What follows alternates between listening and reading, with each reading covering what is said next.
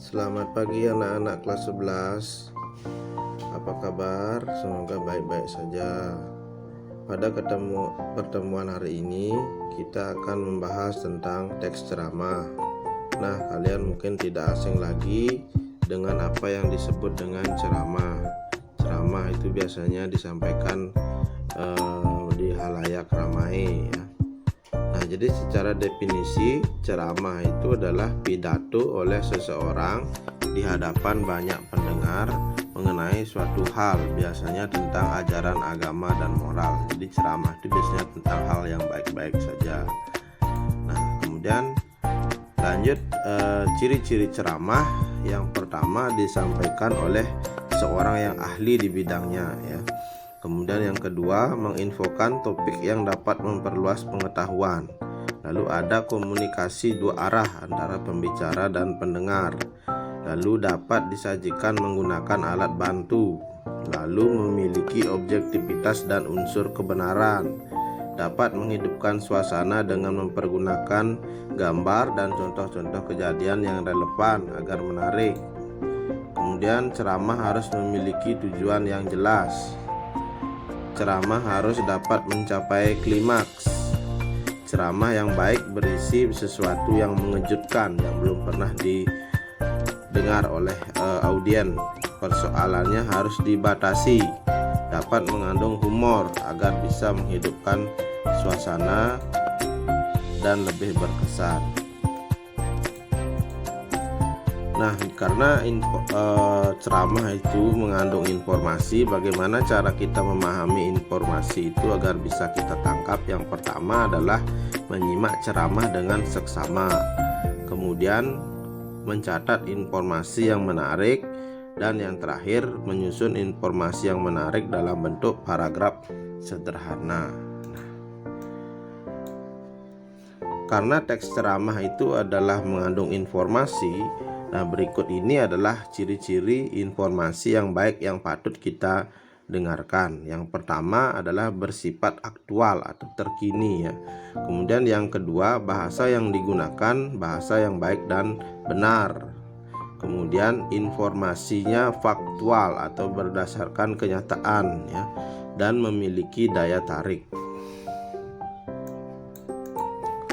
Nah, informasi yang kita terima ini bermacam-macam ya, baik di dunia teknologi digital seperti sekarang ini. Nah, jenis-jenis informasi itu bisa kita beda-bedakan atau bisa kita klasifikasinya berdasarkan 6 hal berikut ya. Yang pertama adalah berdasar. Nah, jenis informasi dapat diklasifikasikan sebagai berikut. Yang pertama, berdasarkan fungsi dan kegunaannya. Yaitu yang pertama adalah informasi ada yang bersifat menambah pengetahuan. Kemudian ada informasi yang sifatnya mengajari pembaca. Kemudian ada informasi yang sifatnya menyenangkan pembaca ya. Kemudian berdasarkan format penyajian, ada informasi yang disajikan dalam bentuk ya pidato, secara kalau tulisan ada bentuk karangan, resensi, kolom, gambar dan sebagainya.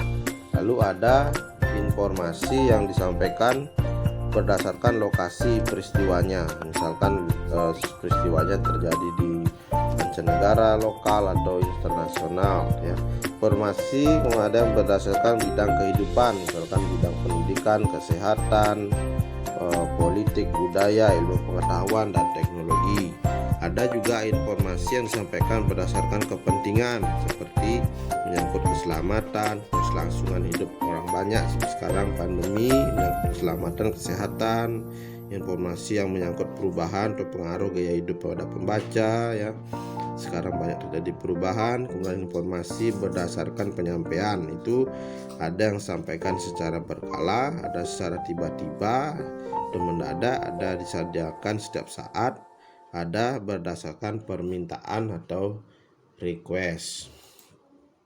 Nah, lanjut unsur-unsur ceramah itu yang pertama tadi sudah disampaikan. Yang pertama adalah penceramah, itu adalah orang yang ahli dalam bidangnya. Lalu kemudian pendengar atau audiens ya. Kemudian yang ketiga materi yang disampaikan, lalu metode atau cara untuk menyampaikan, dan yang terakhir media atau alat bantu yang digunakan ya. Lalu bagaimana langkah-langkah kita menanggapi teks ceramah ya.